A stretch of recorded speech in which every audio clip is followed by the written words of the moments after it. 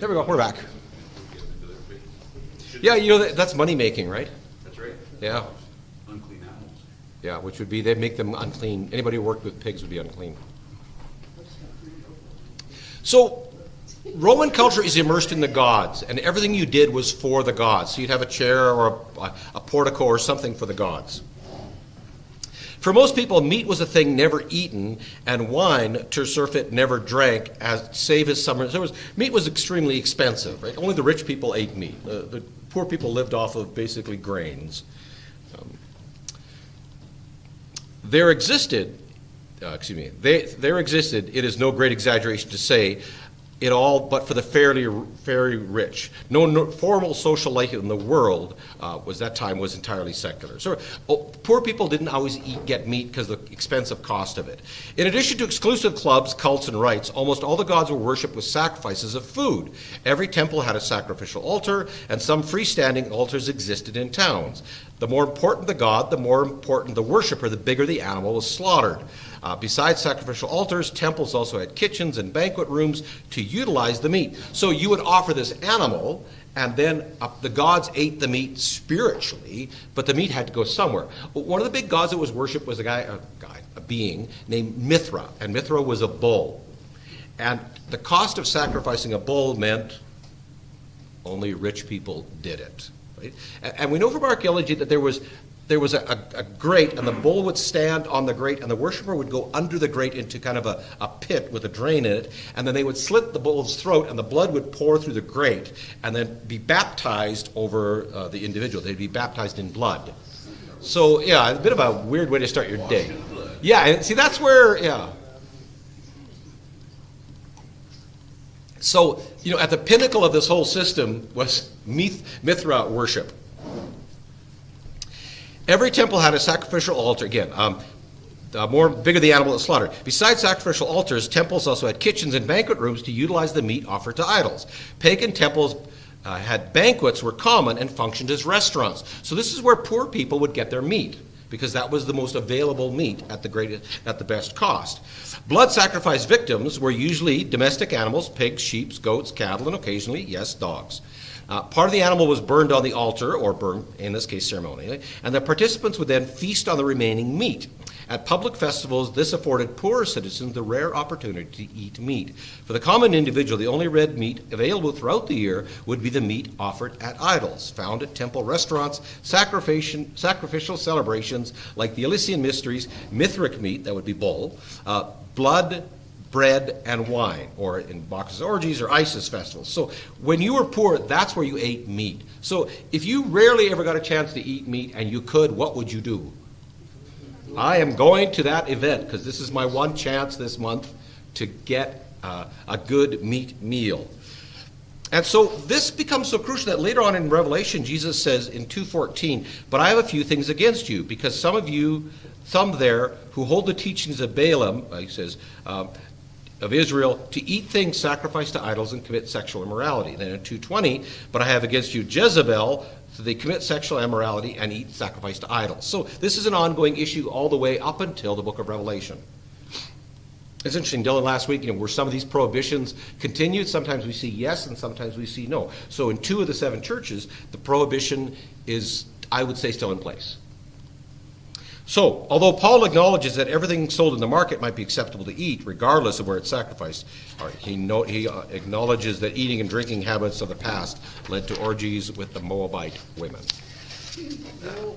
We always think our world today is so ragged. When you study Roman culture,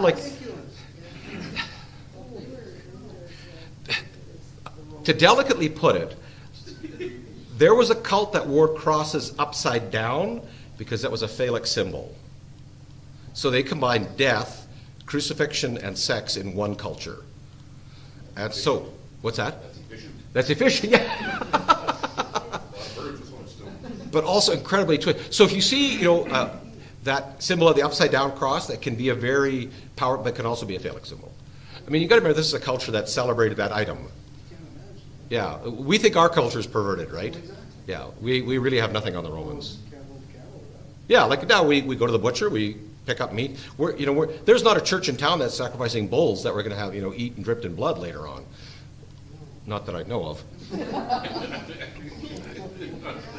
Not to my knowledge. It's a pretty risky place later. We don't know what's happening down in, I say, south of us somewhere. The name of the town that shall not be mentioned with Her Majesty.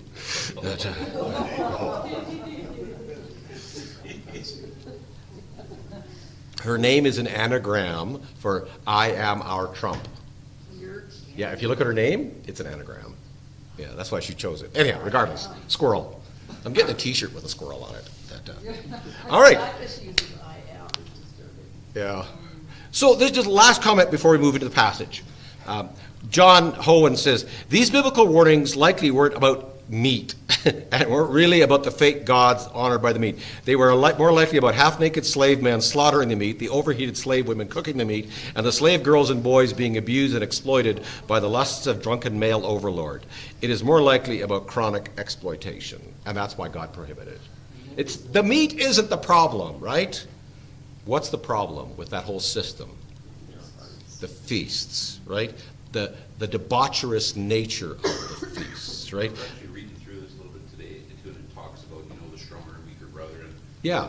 Because it says, there is no other gods. Like, there isn't. Yeah, and we'll look at that tonight. That's not an issue. It says that, where was that, in Acts? Right? That's actually what we're going to look at tonight. Right. Yeah. Yeah, the gods aren't the problem because they don't exist. Yeah, it's all the and then to be associated with that is the problem. And all of a sudden you start getting invited to more events and it just gets worse. That's right. Exactly. And then Yeah. the dancing. Yeah. Well, we know what that happens for Mennonites. That, Not me. but it's the association and the sheer. As Danny said, the sheer perversion and corruption of that society. And that's why Paul says, let no unwholesome thing even be mentioned among you. It is a shame even to mention the things which are done by them in secret. That the man of God should be above reproach because the society is so below reproach. Can you be below reproach? It's reproachful? Yeah, reproach. So, all right, let's take a look. We've got about half an hour. We should be able to do this. 1 Corinthians is, as I mentioned earlier, 15 conflicts in 16 chapters. Chapter 8 through 10 we're going to focus on tonight addresses the first of 8 following conflicts. So following chapter 8, and including chapter 8, is meat offered to idols, the issue of freedom in the law, Jews and Gentiles. Chapters 11 through 15 address the issues of head coverings. Joni has insight into that. Factions in the church, drunkenness at the Lord's table. Remember these pagan celebrations where we got drunk? That was being brought into church. It was the world was coming into the church, and those kind of worshiping, drink the blood of Christ, eat his body, and get drunk. And Paul is very critical of them on that grounds, right? The use and abuse of spiritual gifts, divisions in the church, speaking in tongues, which comes later on after that section, the resurrection of the dead, after all, who happens, and collecting money in the church. So that's the 8 after this section that Paul's going to address. And prior to this section, he addresses church favoritism, I am of Paul, I am of apostle, and the division that caused, sexual immorality in the church lawsuits, how come you're going to court, prostitution within the church, men going to take prostitutes, because why? Because that was their culture and tradition. There was never a thought that it even could be remotely wrong, right? And sexual purity. And then the issue of marriage, slaves, and virgins, how you treat your virgins. So the issues in Corinth are weighty and gross. Like in the truth says, there's some gross immorality going on here, right? No one's debating the color of the carpets in this issue, right? Or the finer points of our Trinitarian doctrine. Paul is saying to the men, stop going to prostitutes on Tuesday and then church on Saturday, right? Stop treating your slave girls this way. Women, stop, all these issues he's going to address. More often than not, Paul addresses men because anyhow, I'll leave it there. So, in all, 1 Corinthians is actually 15, not 14. 14 conflicts in addition to the one we're going to. All right, take a look at chapter 8. 2 traditions come into force. Judaism, which is full of prohibitions that we've looked at, right? And the Gentiles, what's their culture full of? Freedom to the nth degree. I will sleep with who I want. I will eat with whom I want. I will have children with whom I want. I will do what I want, and the gods will bless me. Matter of fact, that's how I get the gods to bless me. Where the Jews say, if you want God to bless you, don't do any of that. So we get this, and they both come to church together and say, what do we do? The Gentiles say, let's go eat meat off. That's the freest meat in town. It's cheapest. Let's go eat. Let me take you out for supper. It's good meat. And the Jews are going, oh, you can't eat that, right? So this church is in, so you can imagine at a potluck. So all we bring is pasta. And poor Shelley cannot eat pasta, right? How insensitive of us. We would say, someone here, go get that expensive lutefisk-free. Gluten-free, that's what that stuff is called. My pasta is only lutefisk-free. Have you ever eaten lutefisk? Whoa. Lutefisk is fish soaked in lye. It is so rubbery. A Norwegian gave it to us one time, and I gave it to our Doberman. He would not touch it. He went, bah! So if the dog ain't eating it, and this is a dog who ate an entire box of Captain Crunch. So that's the issue. All right. So the consequences of this tension in the church were the destruction of church unity and the ruin, the moral ruin, and the spiritual decline or harm to a brother or sister. All right, let's take a look how Paul deals with this. Ethan, could you read 1 Corinthians chapter 4, verses 4 through 8? Elena, 1 Corinthians chapter 10, verse 19, and either Henry or Lena, Titus 1:15. So that's that table. This table, Shane, could you read 1 Corinthians 10, 20, it's in the notes there, 2022, and Brett, 1 Corinthians 8, 7. So let's take a look at the two sides.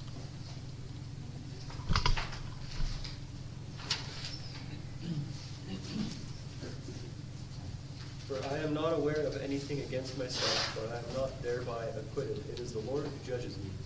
Therefore do not pronounce judgment before the time, before the Lord comes, who will bring to light the things now hidden in darkness and will disclose the purposes of the heart. Then each one will receive his commendation from God. I have applied all these things to myself and Apollos for your benefit, brothers, that you may learn by us not to go beyond what is written, that none of you may be puffed up in favor of one against another. For who sees anything different in you? Who do you have that you did not receive? What do you have that you did not receive? If then you Are we in chapter 8? 4. Sorry, chapter 8, 4 to 8. Oh, okay. No problem.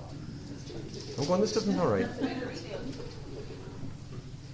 Therefore, as to the eating of food offered to idols, we know that an idol has no real existence, and that there is no God but one. For although there may be so-called gods in heaven or on earth, as indeed there are many gods and many lords, yet for us there is one God, the Father, from whom all things, and for whom are all things, and for whom we exist, and one Lord, Jesus Christ, through whom are all things, and through whom we exist.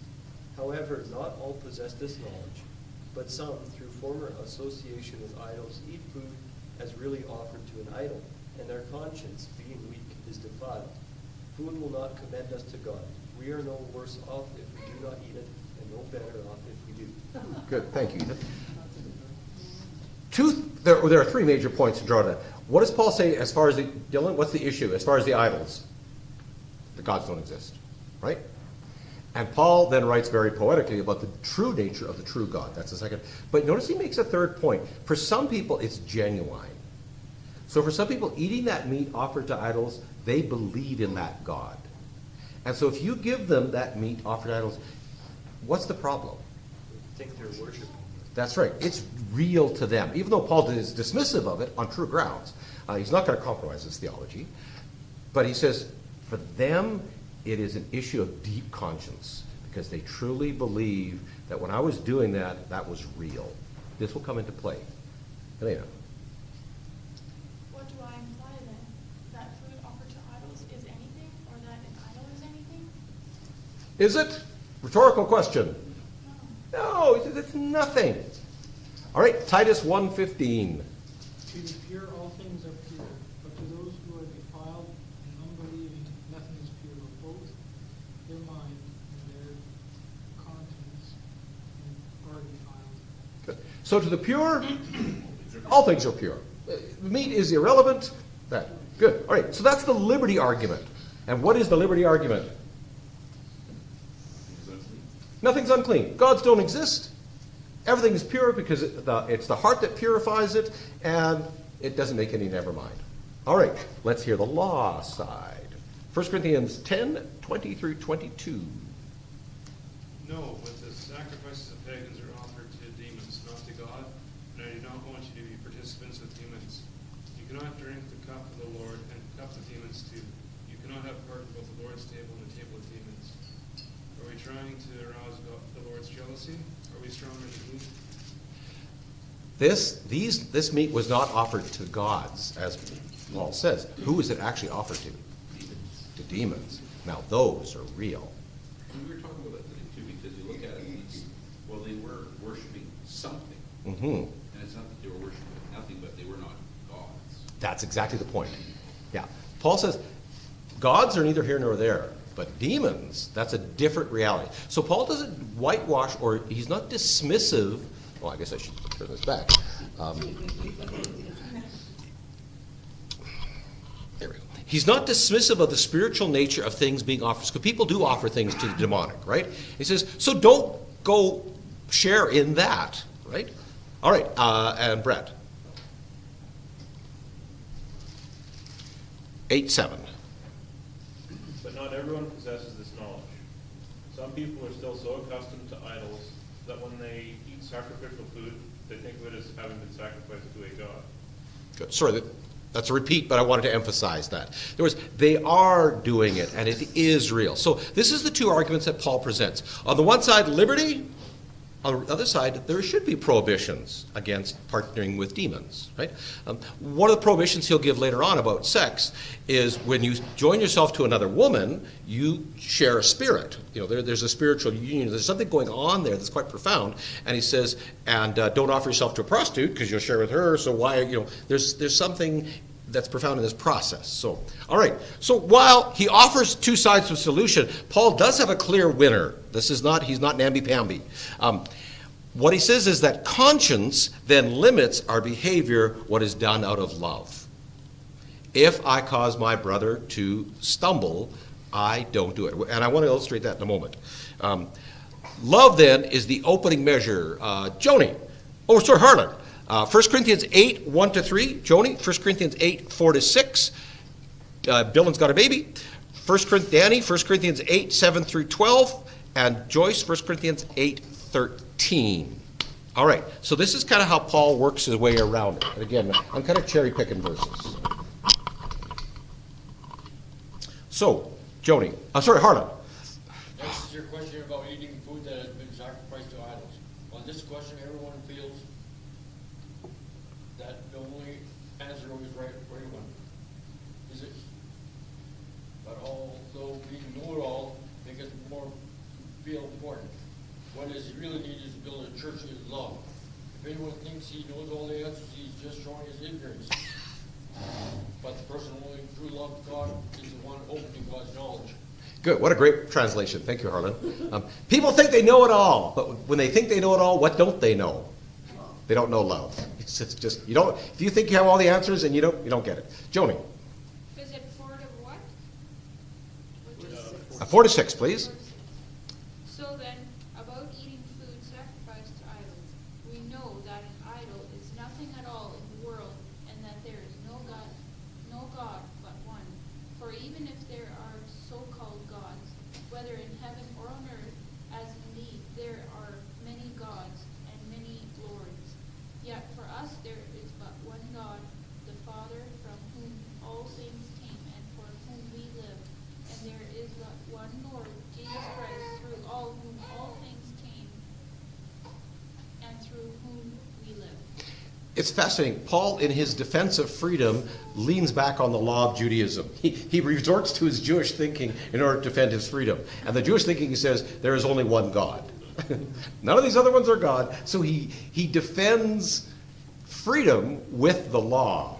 He almost quotes the Ten Commandments. You shall serve no other God. There's only one God. So it's great how he does that. I want to talk about freedom. Allow me to illustrate from the law. Danny. The but not everyone knows this. Some people are still so accustomed to idols that when they eat such food, they think of it as having been sacrificed to an idol. And since their conscience is weak, it is defiled. But food does not bring us near to God.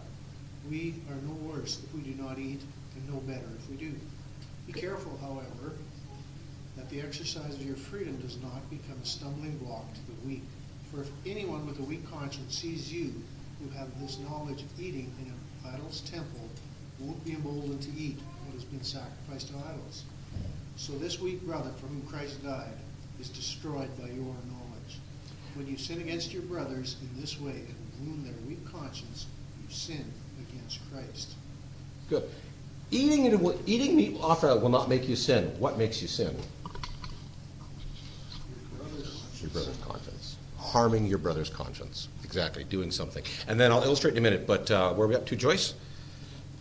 15. Yeah, just one verse. Therefore, if what I eat causes my brother to fall into sin, I will never eat meat again, so that I will not cause him to fall. And I will never eat meat again if it's a problem for my brother. Trust me. Let me illustrate this.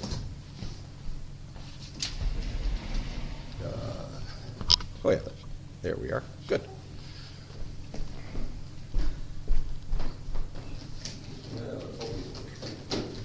Been a while.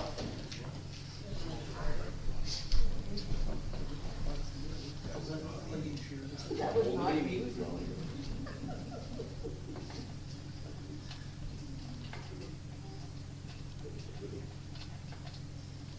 So, but I'll use 3 illustrations, and I came up with these while I was napping, so I hope they still carry weight, if I can remember them. Made sense then. Yeah, it made sense in my nap. We'll see if it makes sense to you while you're awake. It's almost a Brian Regan line. That's a very Brian Regan moment to it. But, all right, so this is, if I recall, this is how it went. Okay. Let's say someone has a prohibition. They say, I don't drink. Oh, this blue is dead.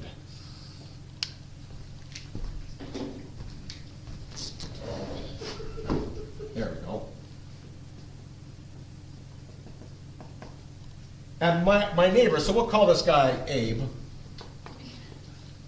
And this guy Fred. Fred drank all the time in high school. Fred drank all the time in 20. Fred went to curling, drank at curling. Fred went to bowling, drank at bowling. Fred was a active drinker.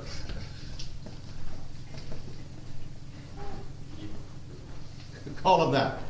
Now, I have a choice. If I offer Abe a drink, what am I making Abe do?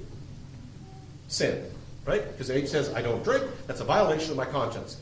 If I offer Fred a drink, what am I doing? Making sin. I'm making Fred drink. Why? Sin, I mean, why? Because he drinks too much. Right. So he says, I swore off drinking. And I'm going, well, Fred, just have a drink here. Well, okay. So I'm hurting Fred. So no matter who I offer a drink to, I'm hurting him. Don't offer people drinks. What's that? Just don't offer people drinks. That's right. So I choose not to offer anybody a drink. All right, well, let's try this. Let's see if we can make this work. Drinking, I don't think that's an issue for everybody in this room. Let's try our one that's near and dear to some people's heart, smoking. So let's say this is a no smoker, and this is a pack a day. But they quit. Or they're trying to. You know, they got the patch. A friend of mine went on the nicotine patches. Don't put them on before bed. You have the greatest dreams. So I'm free to smoke. That would be a legitimate argument. But if I offer Abe a cigarette, what do? I make him sin. Because Abe says, I don't smoke. And if I offer Fred, who's trying to quit a smoke, what do to Fred? I sin against Fred. Right? So I choose not to. See, smoking's a sin. For him and for him, but not for me, because I'm free. Right? Alcohol is not a problem in my life or in my home. So really, for me, drinking is not a problem, because I don't have alcoholism and I don't have a huge prohibition against it. Right? Okay, so let's go one more time. Let's use Kiss's music. Oh, now you're All right. So let's say somebody was raised in a very conservative Mennonite home. No, you don't even know Kiss is, right? Exactly. That's it. So, like, no Kiss. You were sleeping when you came up with this. Yeah, I was had a nap. That's kids. Kids. Now, let's say somebody was a roadie for KISS, and they lived a debaucherous lifestyle. I chuckled when she jumped. Every memory and every association he has with that music is what? Bad. Bad, sinful, right? Wretched. And so I get in the truck with him, and I put on my, smoking in the boys' room. No, that's Alice Cooper. Whatever. So what am I going to do to this person? I'm going to make them sin, right? Because in their conscience, listening to that music is a violation of their Christian nature, right? But what do I do if I play it with him? Just bring back old memories. I'm going to harm him in some way, right? Maybe bring back a lot of memories he's trying to forget. Man, every time I hear that music, and music has one of the most powerful memory triggers, right? So if Paul says, I don't eat meat, this person says, no meat. This person says, all meat. All meat all the time. Sounds like a political platform. Ladies and gentlemen, my political platform is all meat all the time. I won't get into vaccinations, but I'll leave it there then. All right, so if I offer meat to this person, what am I going to do? Make him sin. If I offer meat to this person, who, as Paul says, we read this passage several times, for them it was real. Right? I forget who that read in verse 7. I think we read it about 3 times, right? So if I offer meat to this person, I make them sin. If I offer meat to this person, what do? Make them sin. So what does Paul say? Don't sin. Yeah. Paul says, don't give anyone alcohol, cigarettes, rock music, or meat.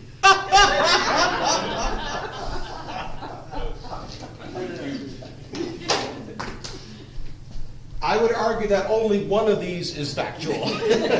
The rest are in principle. Right? Do you see the principle applied? So if I know that someone comes from a conservative background and thinks J.R. Tolkien is of the devil, Lord of the Rings is pagan, I've met people like this, who think that this is sinful, and I have and I say, hey, sorry I didn't want to come and watch a movie. There is an amazing trilogy called Lord of the Rings. You know what? I'm just not going to do that, right? Why? Because I'm sensitive to their conscience. I don't know if anybody on this side would like, all they do is read Tolkien. I don't know. This illustration falls apart here. Do you see it? So what's the principle Paul's advocating? Don't cause anybody to stumble. Don't cause anybody to stumble. Like you He says, but here's the fascinating part, where Paul's going to jump in. All right, we're doing good for time. This only really applies if you actually know that person does do this, correct? Brett! Brilliant! This only works in community and relationship. Yeah, if I don't know, maybe you've got a weird aversion to Fred Penner music. I don't know. You got a bad background. There was a bad thing. I don't know. Right?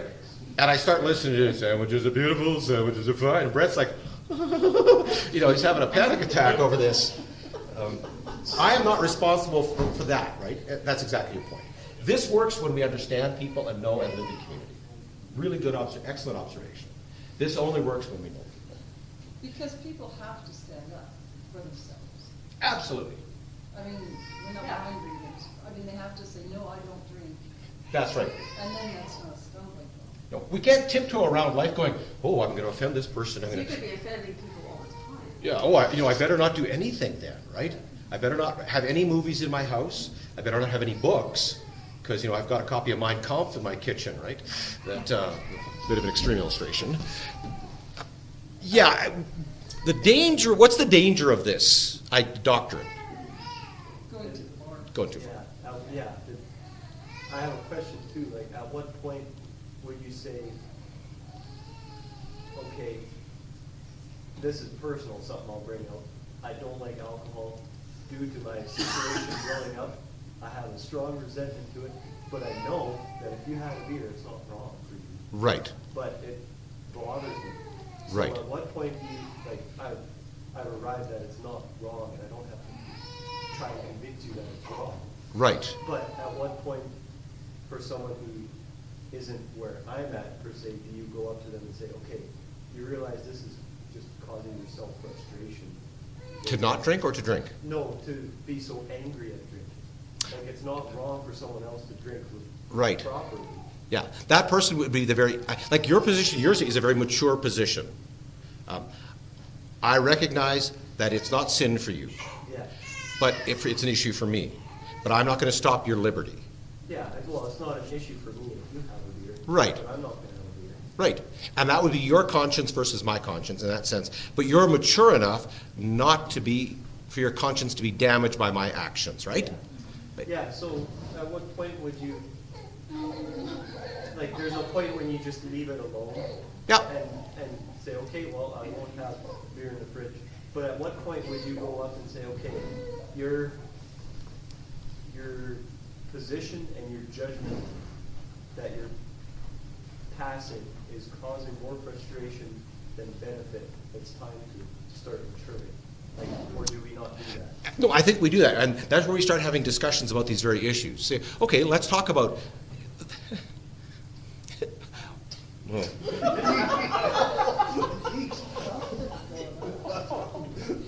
This is the perfect illustration. This isn't supposed to have depth. This is It's gonna, supposed to I'm read killing the book, audio on this. Go home.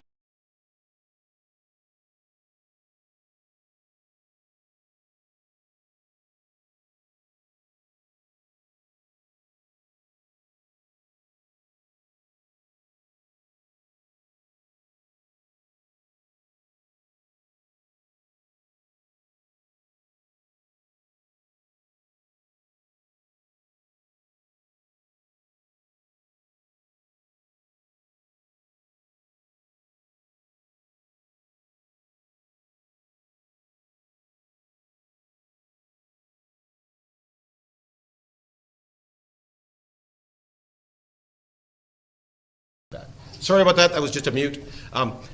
Where we need to talk about those issues, so that individual who is immature in the faith, that we can help them grow in grace and knowledge, right? And the individual who is caught in the law, we could say, maybe I can help you find some freedom. And maybe the guy who's caught in freedom, maybe we'll help him restrain a bit. You know, having a shot of Jack every day is probably not a good idea, right? Abusing freedom. What's that? Abusing freedom. That's right, and that's the other side of it. Even becoming addicted to freedom. What's that, Ethan? Even becoming addicted to freedom. Yeah. Someone Well, who smokes a cigar once a month is a treat or something, or whereas you have to have that cigar every day, otherwise you're grumpy, then well, you shouldn't have it. right, then that's not freedom anymore. No, that's not. That's a different kind of slavery. That's a different kind of slavery, exactly. AA does not have a definition of alcoholic. I asked them one time, how do you define an alcoholic? He said, we have no definition, but let me tell you a story. 6 o'clock, bar in Topeka, Kansas, or Aylsham, Saskatchewan. Two men walk in. They both sit down. 6 o'clock to 8 o'clock, they both have 6 beer. 8 o'clock comes one guy, goes, man, it's 8 o'clock, I had 6 beer. Can you give me a ride home? Calls a cab, gets a ride home, goes home. Next guy says, man, it's 8 o'clock, I had 6 beers. I better stay and have another one. Or I better bet I need another one. Who's the alcoholic? We know, it's that obvious, right? The guy, you could have 6 beer and not be an alcoholic. But when you need it, when you depend upon it, when you can't live without it, then there's an addiction. Is that fair, Shelley? And I like that definition of that. So it's not the person who says, you know, man, I really love that Terminator franchise set of movies, you know. I did a body count. Oh, it was a good movie, you know. I got a buddy, Jim, who says, unless someone dies in 15 minutes, I am out of here. Like, you know, that's Jim's, and Jim's a godly man, right? That's hilarious. Yeah, it's like, No death, no deal. yeah, no deal. I'm not watching this, right? So we're going to watch Tombstone tomorrow. For some, that might be deeply offensive, right? So how do we take that brother or sister and say, here's an area where you need to grow in freedom? Or we say to that brother and sister, you got a little bit too much freedom here. You better check it, you know. Check yourself before you wreck yourself, kind of thing. Sorry, Shelley, could you give me another glass of water? I had a nap. So it's a very good question, Ethan. I think that's where we do it in the abstract, before it becomes an issue. And I think that's why churches need, especially in youth and young adults, we need to talk about premarital sex. We need to talk about addictions. We need to talk about drugs and alcohol. We need to talk about what movies we watch, what music. Warn them before they've already done it. Exactly. Or maybe give them some liberty. You know, we had this in our church in Shaunavon, this great debate about alcohol, and we went through, thank you so much, you know, the biblical teachings on alcohol. And you cannot, from Scripture, argue that you cannot drink. You can argue it's wise not to drink in front of other people, but as the position I believe you've come to is, you can't create a prohibition against it. But I can create a, Basically, like scripture limits, like do not be drunk. So that's don't- right. And that can be sketchy too, because how many drinks be you're drunk, what's drunk? Exactly. That's not what matters.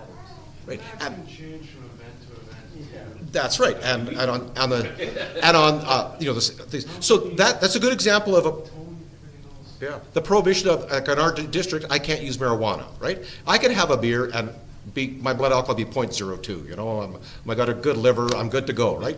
I'm a big enough guy. But if I have one joint, I'm baked, right? Because there's no threshold. I can't just have a little weed. So our district says, Pastor, you can have a drink, but don't be drunk. And all these prohibitions, but it has zero tolerance for marijuana because there is no threshold point for it. And also there's more research that ruins your brain. Like that's a whole other, almost like pork.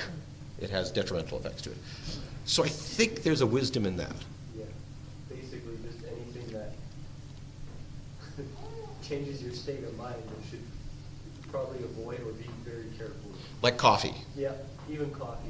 Yeah, well, you know, that's a whole other discussion, right? No, it's like, if you Oh. can't have caffeine, that's probably a problem. Or if you- My mom, she goes allergic, she gets headaches. Oh, yeah, it's the second most traded commodity in the world after I oil. think that's part of the reason why Yeah. we're supposed to fast once in a while too, Yeah. just to make a habit of depriving ourselves, because To set ourselves free and not be under the bondage of those things, right? It's good to shut off the TV, leave your phone off for 24 hours, even though people get mad at you for not answering, right?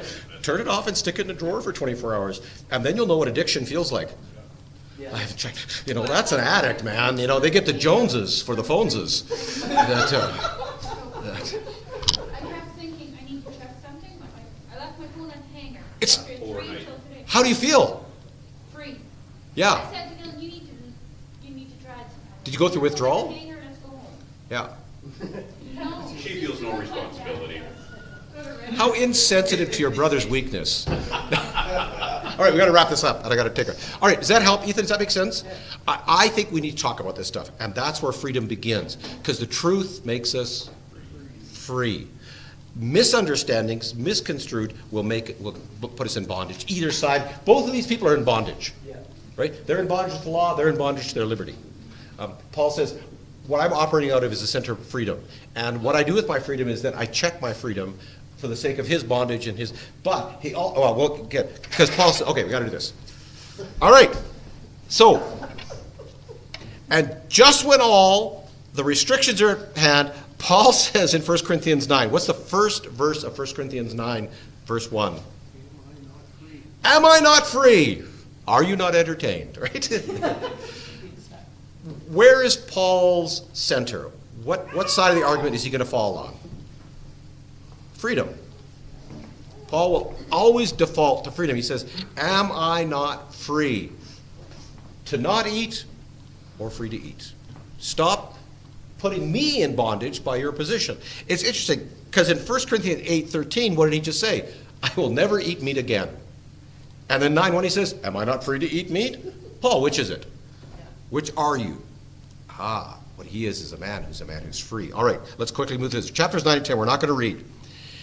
After unquestionably arguing for freedom, 9 verse 1, he gives two reasons why he's then willing to give up freedom. Here's Paul's definition of freedom. Freedom is the freedom to give up your freedom. How's it again? Freedom is the freedom to give up your freedom. Well, you think, what it says, be subject to one another. Be subject to one another, right? So I am free to do what I want, but I'm also free to not be free. Yeah, I know, it is, it's pretty freeing, right? So Paul says, I'm free to choose whether I give up my freedom or I exercise my freedom. But one of the freedoms we have is to not use our freedom. So I put my, when that person in Nipawin would come by, I would put my Lord of the Rings movies downstairs. Because the minute they walked in and saw that, what happened to them? Pastor was sinful, right? I keep my smokes, in my in my other jacket,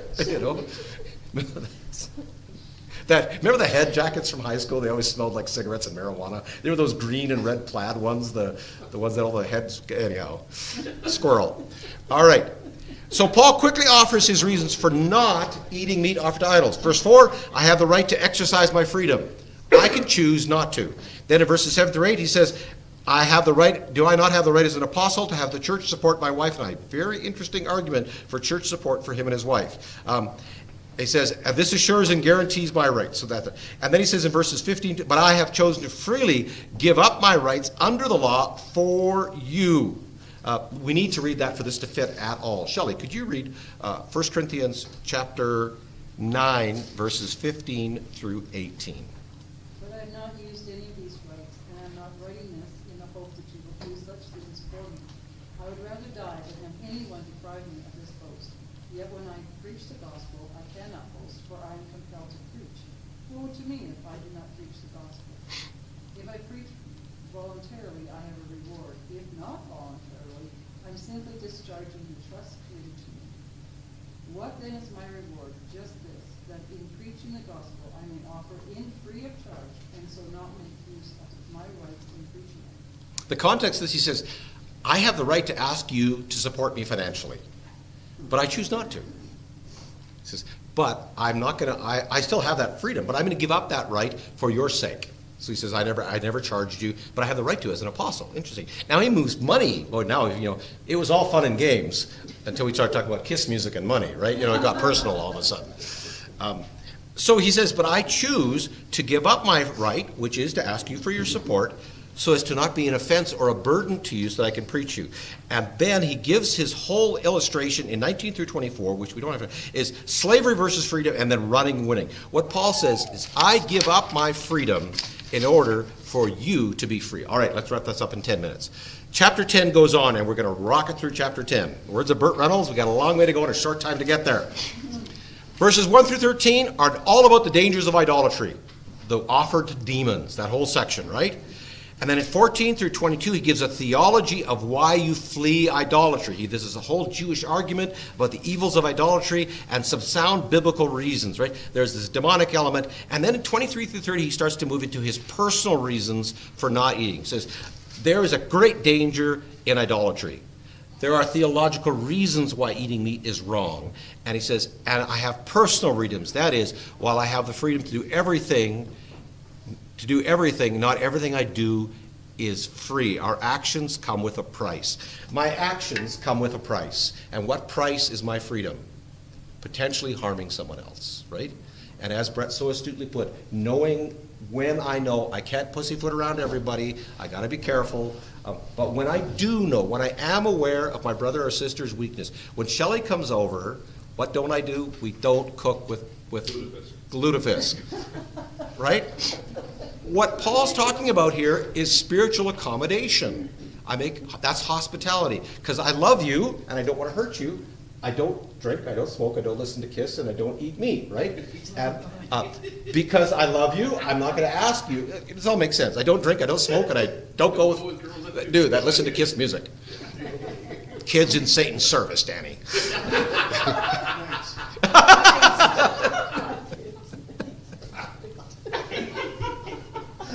Wow, I've never seen you get picked on. Well, Murray's not here. I almost feel guilty for witnessing this.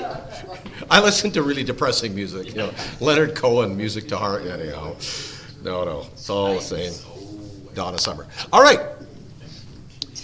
Wraps it up in 31 through 33, and he gives this 3-point summary about why he lives this way. He says, first off, whatever I do, whether I eat or drink, whatever I do, I want God to be glorified. When I build up this person, I glorify them. When I practice my freedom, I can glorify him. When I don't practice Paul just wants to glorify God. That becomes his underwriting. And if I know that this is going to harm you, I know it's not going to glorify God. And if I know that it's going to help you, then I will glorify God. Then he says, the second reason is I don't want to offend my brother. Verse 32, do not offend Jews or Greeks or the church of God. And then 33 is the heart of it. Keep the main thing. Just as I also please everyone in all things, not seeking my own benefit, but for the benefit of many, so that many might be saved. He says, to the Jew, I act like a Jew, to the Gentile, because I please them all. I love this verse. This is a kick in the teeth, this phrase, right? So, Paul's answered the question of this conflict. Is it law or freedom? Paul says this, I please everyone in all things. Doesn't he sound spineless? It's like, when I'm around this guy, I'm a Rough Riders fan. Over here, I'm a Blue Bombers fan. You love it? I love the Oilers. I love Edmonton. I love Calgary. You going? Yeah. If someone did that, what would you think of them? You're soft. You're soft. You don't have a position. Right? Come on, take a I want to be friends with you. I wanna be- Get to know you. That's right. Take a stand, right? It sounds like Paul is really a hypocrite. He says, when I'm with the Jews, I don't eat meat. When I'm with the Gentiles, let's go to the market. Let's have a little pork on this kebab. It's all good, whatever. Bacon. What's that? Bacon. Bacon. Yeah, exactly. Bacon's the magic. What is this magic animal that produces pork, ham, bacon, sausages? It's a magic animal, It can't be unclean. It weighs the same as we do. Exactly. The people that are on the bacon marketing, they need to take a day off. We all get it. Bacon's good. You can just rest now. You've done your work. You've done your work. I want to emphasize as we wrap up. Paul does not give up. He's willing to give up his freedoms and rights to act in certain areas, but he's never willing to give up the truth of the gospel. Because the truth of the gospel is what motivates him. So he's not saying, to the Muslim, I become a Muslim and worship Allah. To the Sikh, I worship Vishnu. He's saying, no, I always worship God. But as far as the practices of that, I'm willing to make accommodation and I'm willing to be. So when I'm in your home and you're listening to your Bill Gaither music, I'm not going to be singing in the summer of '69. Because for your sake, I'll listen to, when you're in my vehicle, I'll put Bill Gaither on, right? Dr. Cook says, wherever you are, be all there. Number killed, I would have loved that. Summer of '69. You might always be to listen to his music. Yeah. Like everybody. But if he's over here, he shouldn't listen to his music, right? If he has a history with it and an association, and every time I listen to it, I'm reminded of that time I got drunk, wherever, then he shouldn't listen to it. So this person shouldn't, and this person should. This person shouldn't eat meat. This guy should eat meat. It's weird, isn't it? All right, but let me show you why, and we wrap this up with. I don't think Paul's being a hypocrite, because Paul has a central point. If you look on page 6, the fonts make, I love it, he says, I please everyone in all things. In the next verse, be imitators of me, as I'm an imitator of Christ. Because Christ became all things to all men, right? He became flesh. Christ demonstrated a willingness to become like us so that he could save us. And Paul says, I'm willing to become, if I was in Mennonite culture, I would grow a beard, and I would Wear a button-up shirt. and wear a button-up shirt and not a tie, right? All wear the same kind of shirt. Yeah. Go to a wedding, it's And drive a lifted pickup. Exactly. And smoke in secret when no one can see you. Smoke in the closet. And smoke in the closet, yeah. We see this with missionaries. The lady I told you the story of who went in and dressed in their clothes, right? The story of the missionary in China who, he just about went blind because he dyed his hair black with shoe polish, right? Because they didn't have hair dye back in those days, right?